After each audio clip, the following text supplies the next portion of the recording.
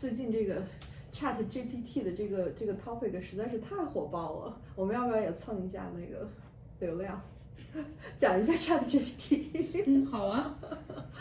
你知道我今天看到一个什么吗？就是我觉得那个 ChatGPT 和我们这个法律行业结合的还蛮紧密的一个 topic， 就是 LexisNexis 他们最近做了一个关于律师行业的一个调查报告，就是说人工智能到底能不能够取代这个律师行业？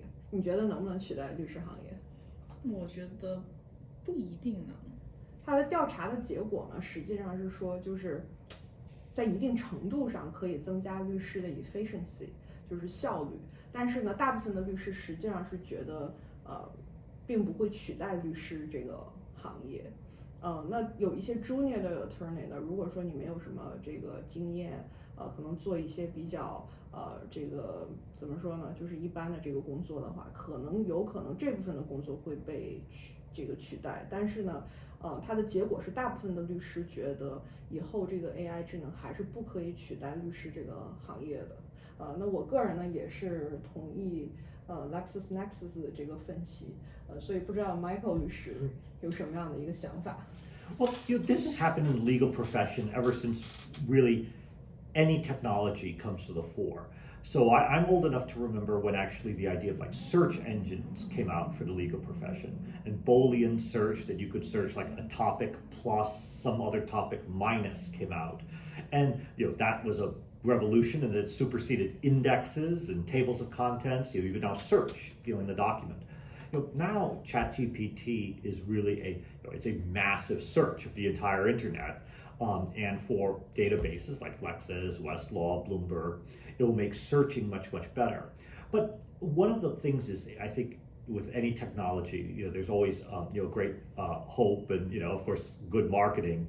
That it's going to replace these professions. It's going to replace doctors. It's going to replace lawyers, and that never really comes about. And so you don't have this feeling like I'm going to lose my job as an attorney? No, and I don't think most professionals feel that. I think what I'm excited about is I think it can make lawyers and other professionals make me do my job better. Some things will be automated, some things will be faster to find. I think the ability to use AI to search and get much better responses. And I've dabbled with ChatGPT, and it does do a good job for certain questions that when you aggregate the facts of the database, it gets an answer. So like if you say, legal question, how soon after receiving discovery must I give a response? It gives a pretty good answer. I mean, it says it can't give you legal advice, but it's pretty close, pretty good. But then when you want something that is more qualitative, something that's based on human understanding of other humans, which is a large part of lawyering, it tends to not give a response that's very useful. 那我觉得我们是不是做一个实验？因为我们事务所本身就是做这个遗产信托规划的 estate planning 的，要不我们就今天就正好说到这个话题，然后我们就做一个这个快速的实验，然后这个比如说 Michael 可以给一个问题，然后我们试一下。Here's a classic one, and we get this question. I would say I get this question. 1 out of 10 clients gives me this question, and this is a hard question. They'll say, Mike, I have 3 children. I want to really disinherit one. There's one particular one I don't want to take. I don't want them to receive from the estate, but I don't want to hurt that person. But I don't want them to have a share of the assets. How to do that and how to counsel this person is quite hard. So let's ask. Again, this is if you're using any will or trust planner online, this is maybe a question that you have. How do you solve this that you'd ask ChatGPT? And let's see what it does. 所以我给大家 recap 一下啊 ，Michael 说我们常见的一个问题是说，如果说我有3个小孩，但是有1个小孩呢，我可能不想把我的遗产和财产给这个小孩，那我应该在我的这个遗产规划文件里面怎么去做呢？因为从家长的这个角度来讲的话，可能还是想说，那我不给小孩遗产，不代表我不爱这个小孩。那可能还是希望说，如果我去世了，小孩之间还是有一些和谐的关系存在的。那我们怎么来去解决这个问题？很多的客户都会问我们。我们现在来看一下 ChatGPT 给了我们一个什么样的答案。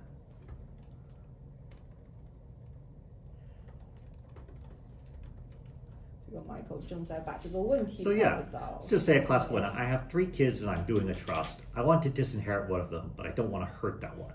What should I do? I'm very curious. Let's see what it Yeah, says. 我们来看一下，这个问题到底他给的答案是什么？ So let's see what ChatGPT comes up with. 好长。 Yeah, it's important to think carefully about why you want to disinherit one of your children and whether it's the best course of action. If you're set on disinheriting them, a good way to move forward without hurting them would be to have an honest, open conversation with them explaining your decision and your reasoning. In real life, that does not work. That's why we have the Slayer statute. That is very hard to do in real life. It may also be helpful to provide them with some sort of explanation or closure so that they don't feel left out or neglected. Telling the kid they did not turn out and you think that they are lazy and they are not going to get a share of the estate is a difficult conversation to have. Additionally, you could consider other ways of providing for them, such as gifting them assets outside of the trust. It's always a good idea to consult with a lawyer or financial advisor who can help you navigate these sensitive decisions. Totally right, ChatGPT. And ensure that your wishes are carried out in the most effective and equitable way possible. 所以 seems like ChatGPT recommends client to talk with attorney or financial advisor. And this is the thing, and I really like ChatGPT because this is not a bad answer. Years ago they talked about AI and search engines and things like this of providing answers. And I'll tell you, the old ones gave a garbage answer. This is not a garbage answer. However, this answer and a lot of the answers that I found with ChatGPT are very much the answer that you would get if you cornered a politician in an elevator and you said, give me your opinion on this. And they don't want to give you a firm opinion one way or the other. They want to give you a kind of milquetoast diluted answer. So like, here's another one. I'll say this is probably actually even more popular than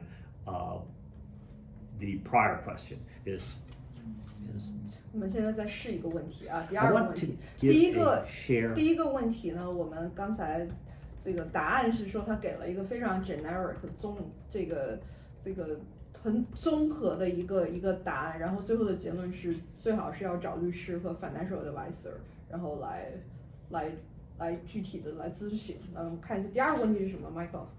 So next one, this is the most common one, and I the hyperbolic, but it's true. So here's a classic one. I want to give a share of my estate to my son, but I hate his wife. What can I do? And this is sometimes daughter, I don't like the husband, all these things. So 这个问题我也要说，这个也是我们还蛮常见的一个问题。对，所以我们看一下这个答案是什么。And now here's the other one. This one, the AI says, as an AI language model, I'm not capable of providing legal advice or any opinion on personal matters. Fair enough. It said you may want to consult a legal professional. But here's an idea. Such as creating a trust that restricts access or control to your estate until a certain condition or event is met. That is much more complicated, actually, in real life, but can be done. This may include your son ending the marriage. That can't be done. That actually is forbidden.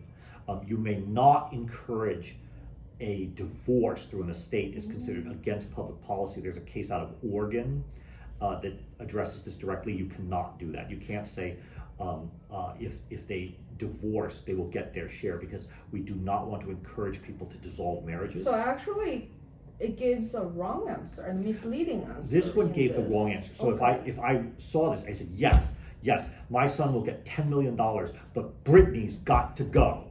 And upon entry of the divorce decree, he'll get the $10 million.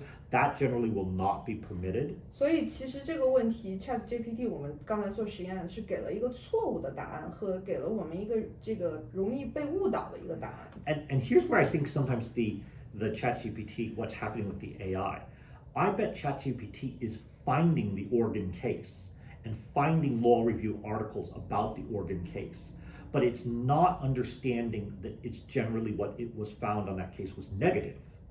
So it is seeing that it's an option. It was an option. People did do it, but it's generally been found to be against public policy. The second suggestion is the creation of a marital agreement between your son and wife, among others. Now, that's good advice. That potentially could be useful. So this is the thing that is, I think, interesting about ChatGPT is it is advancing some knowledge, it's giving ideas, but like anything, it's basically what it's like, and I'd say this as a person who's a little bit size oddly shaped. It's basically taking a silhouette of the question and taking a flash silhouette of the person and then saying, yeah, you're a size 42 long suit.